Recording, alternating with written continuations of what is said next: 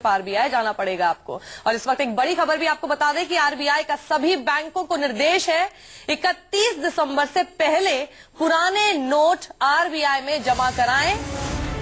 Cooperative bank अगले आदेश तक अपने बैंक में पुराने नोट रख सकते हैं। तो बड़ा ऐलान आरबीआई की तरफ से कि उन्होंने निर्देश दिया है सभी बैंकों को कि 31 दिसंबर से पहले यानी सिर्फ कल तक जितने भी पुराने नोट हैं वो आरबीआई में जमा करा दिए जाएं।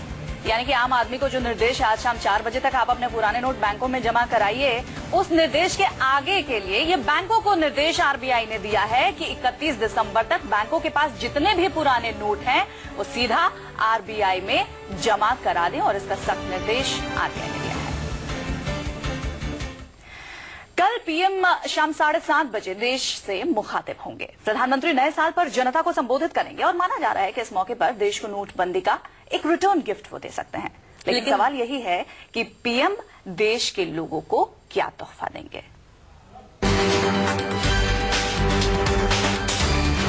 2017 का काउंटडाउन शुरू हो गया है। नोटबंदी के बाद अब लोगों को प्रधानमंत्री नरेंद्र मोदी से नए साल पर तोहफे की उम्मीद है। ऐसे तोहफे की जो उनके अच्छे दिन ला दे। नोटबंदी के दौरान लाइनों में खड़े होने का दर्द एक झटके में गायब कर दे। प्रधानमंत्री नरेंद्र मोदी 31 दिसंबर की शाम 7:30 पर देश को संबोधित करने वाले हैं। इस मौके पर पीएम देश के लोगों के लिए कई बड़े ऐलान कर सकते हैं। उन्होंने पहले ही इशारा किया है कि नोटबंदी के बाद लोगों के अच्छे दिन आएंगे। 50 दिन के बाद ईमानदार लोगों की तकलीफ कम होना शुरू होगा और बेईमानों की तकलीफ बढ़ना शुरू होगा। सूत्रों के मुताबिक पीएम मोदी आम लोगों को खुश करने वाला बड़ा ऐलान कर सकते हैं। ये नोटबंदी की वजह से सरकारी खजाने में लगे नोटों के पहाड़ का रिटर्न गिफ्ट होगा। अब आपको बताते हैं कि सरकार लोगों को क्या क्या तोहफा दे सकती है। सूत्रों के मुताबिक पीएमओ ने हाल ही में कृषि मंत्रालय से किसानों के कर्ज की ताजा स्थिति पर रिपोर्ट मांगी। माना जा रहा है कि पीएम मोदी नोटबंदी के बाद किसानों को कर्ज माफी का तोहफा दे सकते हैं। पीएमओ ने पेट्रोलियम मंत्रालय से उज्ज्वला योजना पर भी रिपोर्ट मांगी है। इसकी अटकलें जोरों पर हैं कि सरकार उज्ज्वला योजना के तहत रसोई गैस कनेक्शन पाने वाले गरीबों को 2 साल तक के लिए मुफ्त रसोई गैस देने का ऐलान कर सकती है। सरकार 1 करोड़ छात्रों के लिए स्कॉलरशिप स्कीम का ऐलान कर सकती है। चौथे गिफ्ट के रूप में सस्ते मकान के लिए बड़ी मदद का ऐलान हो सकता है। इसके तहत सस्ता घर बनाने के लिए लोन की कुछ मुफ्त राशि के साथ ही बिना ब्याज के लोन देने का भी ऐलान हो सकता है। देश के युवा बेरोजगारों के लिए सरकार भत्ते का भी ऐलान कर सकती है। डिजिटल लेन देन को बढ़ावा देने के लिए कुछ बड़ी छूट का भी पीएम ऐलान कर सकते हैं। ईमानदारी के जितने रास्ते मुझे सूझेंगे मैं देश को उस रास्ते पर ले जाने के लिए कोई कमी नहीं रहने दूंगा, ये मैं विश्वास दिलाना चाहता हूं। सूत्रों के मुताबिक प्रधानमंत्री नोटबंदी के बाद से खजाने में रकम का लेखा जोखा देश के सामने रखेंगे। नोटबंदी के बाद जब्त नोटों का भी ब्यौरा पीएम दे सकते हैं। नोटबंदी के बाद के अगले एक्शन का भी पीएम ऐलान कर सकते हैं। अब हिंदुस्तान के 1.25 अरब लोगों के दिमाग में यही बात घूम रही है कि 31 दिसंबर को प्रधानमंत्री क्या तोहफा देंगे। अमित कुमार, दिल्ली, न्यूज़ 24। तो चलिए सीधे हम लोग बीजेपी के प्रवक्ता जफर इस्लाम साहब से ही पूछ लेते हैं। जफर साहब, क्या न्यू ईयर गिफ्ट मिलने वाला है हम सबको इस बार?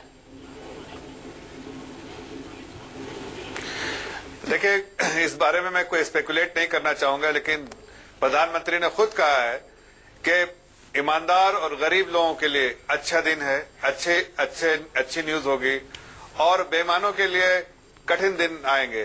तो ये साफ साफ है कि जो हमारा ड्राइव है against corruption and black money वो आगे और बढ़ेगा। उस पर और भी कुछ मेजर्स लिया जा सकता है और एक ईमानदार के लिए जो भी अच्छी चीजें प्रधानमंत्री बेहतर समझेंगे, प्रधानमंत्री करेंगे, उस पर मैं स्पेकुलेट नहीं करूंगा। लेकिन एक जो इम्पोर्टेंट बात है, जो देश के जनता को वो जरूर संबोधित करते हुए उनका धन्यवाद कहेंगे, बिकॉज 50 दिन में जो उन्होंने तकलीफें काटी है और जैसे जैसे अब काफी हद तक तकलीफें हमारी खत्म हो चुकी है, आगे आने वाले कुछ दिनों में बिल्कुल सब कुछ स्टेबलाइज कर जाएगा।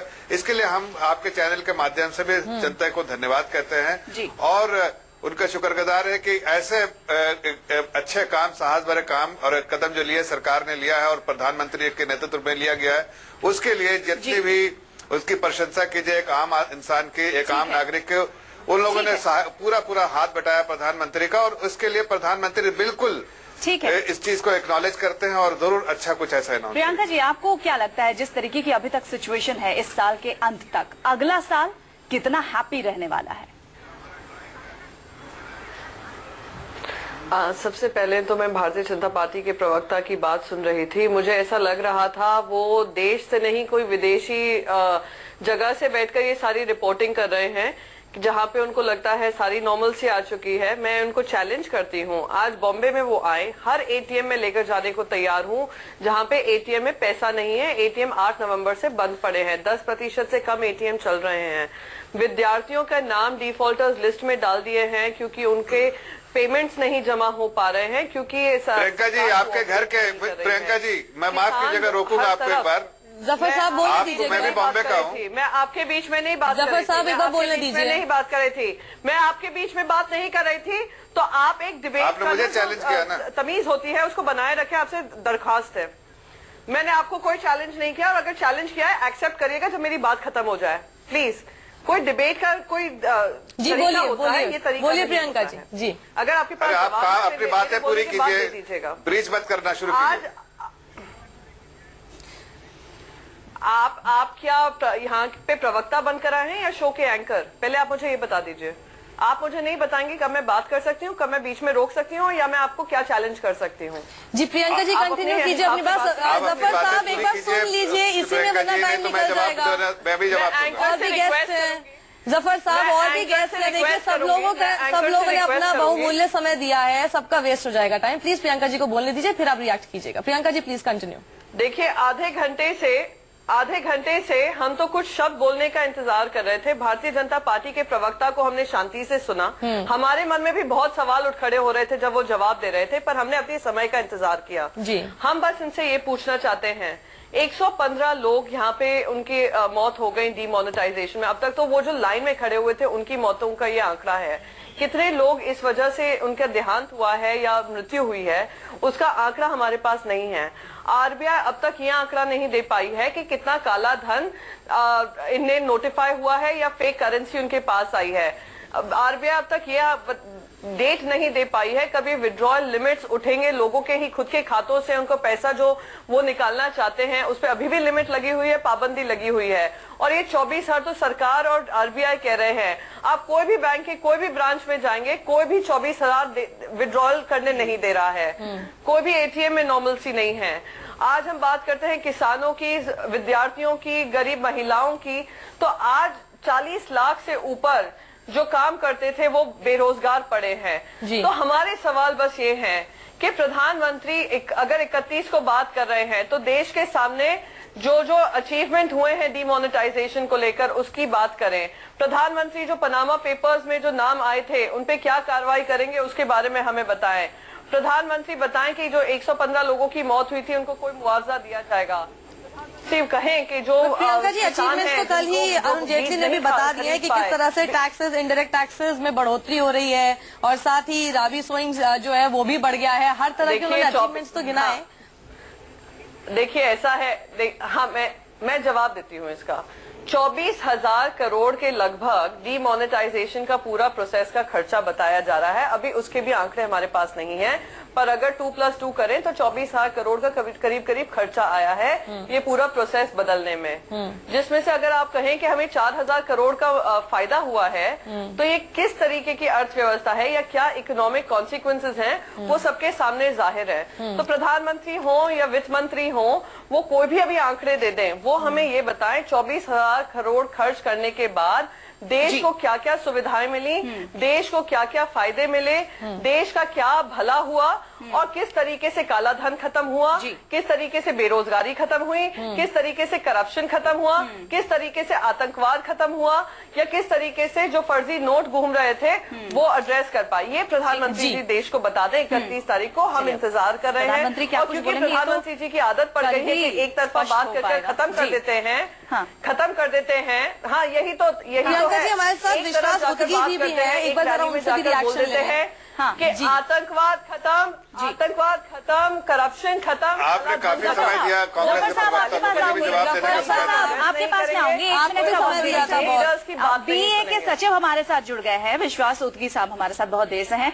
उतगी साहब, क्या लगता है जिस तरीके से अभी सिचुएशन बनी हुई है, आप यहाँ पर बातें भी सुन रहे हैं, बीजेपी की बातें सुनी आपने, कांग्रेस की बातें आपने सुनी, क्या लगता है नया साल आम आदमी के लिए हैप्पी न्यू ईयर बन पाएगा इस बार? देखिए, पिछले 50 दिनों में जो हालात बन गई है, तो लोगों के हक का पैसा वापस नहीं मिल रहा है, नंबर एक की बात। अब उनका जो अधिकार है 24,000 से ज्यादा पैसा विड्रॉ करने का, अगर उनके खाते में पैसे हो तो ये उनको हक नहीं मिल रहा है। तो 31 तारीख के बाद आम बैंक कस्टमर की यही उम्मीद होगी, उसका हक उसको वापस मिले, उसका पैसा उसको वापस मिले, उसको लाइन में खड़े रहने की कोई नौबत ना आए। और इसके लिए रिजर्व बैंक ऑफ इंडिया से पर्याप्त कैश सभी बैंकों में आए।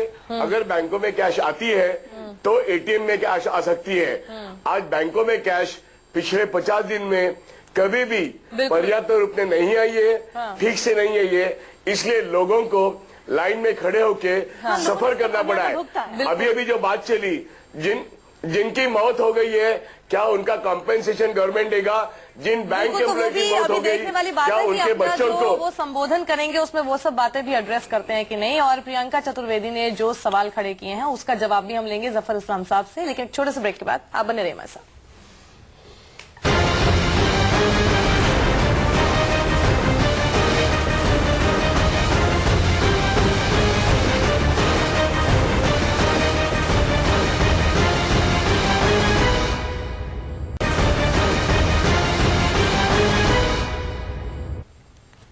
और दिन भर हम आपको दिखा रहे हैं ब्लैक एंड व्हाइट, और 50 दिन की मियाद पूरी होने पर क्या होगा, कल का दिन कैसा होगा आपके लिए, और क्या कुछ कह सकते हैं प्रधानमंत्री अपने संबोधन में। इसी बीच हम आपको बता दें कि आरबीआई ने एक निर्देश जारी किया है सभी बैंकों के लिए कि कल तक उन्हें सभी पुराने नोट आरबीआई में जमा कराने होंगे। अब ये कैसे हो पाएगा, क्या ये पॉसिबल है एक दिन के अंदर ही? हमारे साथ बैंकिंग एक्सपर्ट्स मौजूद हैं। सबसे पहले अश्विन राणा जी से मैं पूछना चाहूंगी, इज इट पॉसिबल? नहीं, ये बिल्कुल पॉसिबल नहीं है। और सरकार का पर्टिकुलर रिजर्व बैंक के कुछ ऐसे इंस्ट्रक्शंस इस पूरे 50 दिन में आए हैं कि उन्होंने बैंकों की भी इमेज खराब की है, सरकार की भी इमेज खराब। जो इतनी दूर की ब्रांचें हैं वो शहर तक पैसा आ ही नहीं सकता, और शहर से ऑलरेडी जो पैसा बैंकों के चेस्ट में पड़ा है वो भी रिजर्व बैंक का है। रिजर्व बैंक के अकाउंट में वो ऑलरेडी अकाउंट फार हो चुका है। तो इस तरह की इंस्ट्रक्शन देके बैंक वाले 50 दिन में पहले ही हालत उनकी खराब हो गई है, ये इनको और करना चाहते हैं, तो ये ठीक नहीं है। चौधरी साहब, जिस इस तरीके की इंस्ट्रक्शन अगर फिजिबल नहीं है तो इंस्ट्रक्शन देने का मतलब क्या है? क्या ये दिखाना है कि हम काम कर रहे हैं? बिल्कुल वंदना जी, आप बिल्कुल ठीक कह रही हैं कि ये जो ब्रांचेस हमारी रिमोट एरियाज में हैं, वो कहाँ से उनके पास करेंसी वैन पहुंचेगी, वो उस पर कैश देंगे और वो पॉपअप दिल्ली में एक दिन में? मेरे विचार से ये प्रैक्टिकली बिल्कुल पॉसिबल नहीं है कि ये सारा पैसा जैसे रिजर्व बैंक की इंस्ट्रक्शंस आप पास ऑन कर दी हैं, it is practically not possible. कितने दिन में हो सकता है? इसको कम से कम 2-3 दिन का चाहिए, क्योंकि वैन का अरेंजमेंट होना है, वैन पे कैश पहुंचाना है। बिल्कुल। चलिए, हमारी ये जो कवरेज है लगातार जारी रहेगी, एक ब्रेक के बाद भी जल्द लौट रहे हैं।